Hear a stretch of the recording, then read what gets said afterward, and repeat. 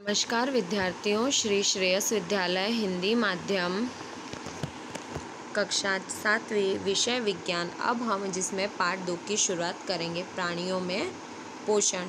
अध्ययन 1 में पढ़ा है कि पादप अपना भोजन प्रकाश संश्लेषण द्वारा स्वयं बना सकते हैं, परंतु प्राणी ऐसा नहीं कर सकते हैं। प्राणी अपना भोजन प्रत्यक्ष अथवा परोक्ष रूप से पौधे से ही प्राप्त करते हैं। अब आपने देखा था पाठ 1 में, क्या देखा था कि जो पौधे हैं वो अपना भोजन क्या स्वयं बना सकते हैं। वो अपना खाना खुद बनाते हैं। किससे? प्रकाश संश्लेषण, सूर्य प्रकाश की प्रक्रिया द्वारा वो अपना भोजन स्वयं बनाते हैं। लेकिन जो प्राणी है वो प्रत्यक्ष और परोक्ष रूप से किस पर निर्भर करते हैं? पेड़ पौधों पर निर्भर करते हैं। कुछ प्राणी सीधे ही पौधों का भक्षण करते हैं, जबकि कुछ अन्य उन जंतुओं को अपना आहार बनाते हैं जो पौधे खाते हैं। पौधे एवं जंतु दोनों को खाते। याद रखिए कि मानव सहित सभी जीवों की वृद्धि करने के शरीर की आवश्यकता और स्वस्थ एवं गतिशील बनाए रखने के लिए खाद्य पदार्थ की आवश्यकता होती है। प्राणियों के पोषण में पोषक तत्वों की आवश्यकता आहार के अंतर्ग्रहण, भोजन ग्रहण करने की विधि और शरीर में इसके उपयोग की विधि सम्मिलित होती है। चलिए, आप कक्षा 6 में पढ़ चुके हैं कि खाद्य अर्थात भोजन के अनेक संघटक है। स्मरण कर उनके नाम लिखिए। चलिए, कार्बोहाइड्रेट जैसे कुछ संगठक जटिल पदार्थ हैं।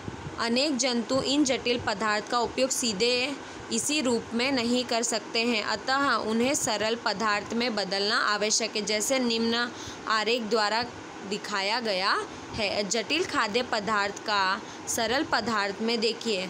जटिल को सरल पदार्थ में परिवर्तित किस प्रकार से किया जाता है? परिवर्तन होना या टूटना विखंडन कहलाता है तथा इस प्रक्रम को पाचन कहते हैं। पाचन किसे कहते हैं? जो क्या होता है, विखंडित हो जाता है या तो टूट जाता है।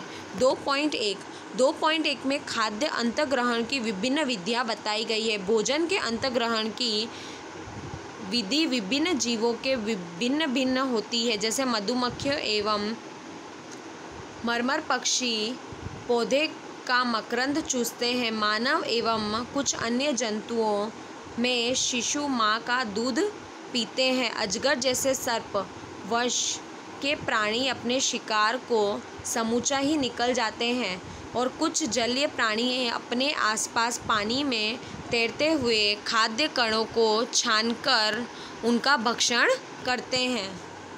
अब हमें यहाँ पे क्रियाकलाप 2.1 बताया गया है। सारिणी 2.1 में दिए गए जंतुओं के भोजन के प्रकार एवं पोषण प्राप्त करने की विधि कौन कौन सी है? अंतर्ग्रहण की विभिन्न विधियाँ जो यहाँ पे लिखनी है। चलिए, अब हम आगे देखते हैं।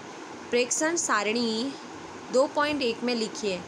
आप देखेंगे कि सारिणी के नीचे लिखी गई खाद्य अंतर्ग्रहण की विधियाँ उन विधियों का विवरण लिखने में सहायक है जिनसे जंतु भोजन का अंतर्ग्रहण करते हैं। मानव में पाचन 2.2 हम अपने मुख द्वारा भोजन का अंतर्ग्रहण करते हैं, इसे पचाते हैं तथा फिर उसका उपयोग करते हैं। आहार का बिना पचा भाग मल के रूप में निष्कासित किया जाता है। क्या आपने कभी यह जानने का प्रयास किया है कि शरीर के अंदर भोजन का क्या होता है? भोजन एक सतत नली से गुजरता है जो मुखगृहिका से प्रारंभ होकर गुदा तक जाता है तथा इस नली को विभिन्न भागों में बांट सकते हैं, जैसे मुखगृहिका, ग्रास नलिका, ग्रसिका, आमाशय, शुद्धांत जो मलाशय से जुड़ी होती है। मल द्वारा अथवा गुदा, क्या यह बहुत लंबा मार्ग नहीं है? ये सभी भाग मिलकर आहार नाल, पाचन नली का निर्माण करते हैं। जैसे जैसे भोजन विभिन्न भागों से गुजरता है, उसके विभिन्न घटकों का पाचन भी क्रमिक रूप से होता जाता है। आमाशय की आंतरिक भित्ति, शुद्धांत तथा आहार नाल से संबद्ध विभिन्न ग्रंथियाँ, जैसे कि लाल ग्रंथि, यकृत, है ना, अग्नाशय पाचन रस स्त्राव करती है। पाचन रस स्त्राव जटिल पदार्थ को उनके सरल रूप में बदल देता है। आहार नाल एवं संबंध ग्रंथियां मिलकर पाचन तंत्र का निर्माण करती है, जो चित्र 2.2 में बताया गया है। देखिए, मुखगृहिका, लाल ग्रंथि, ग्रसिका, यकृत, पित्तरस, अमाशय, अग्नाशय, शुद्धांत, बृहदांत, मलाशय, गुदा, इस तरीके से हमारे शरीर की क्रिया होते हैं। आइए अब हम जानें कि आहार नाल के विभिन्न भागों में भोजन का क्या होता है।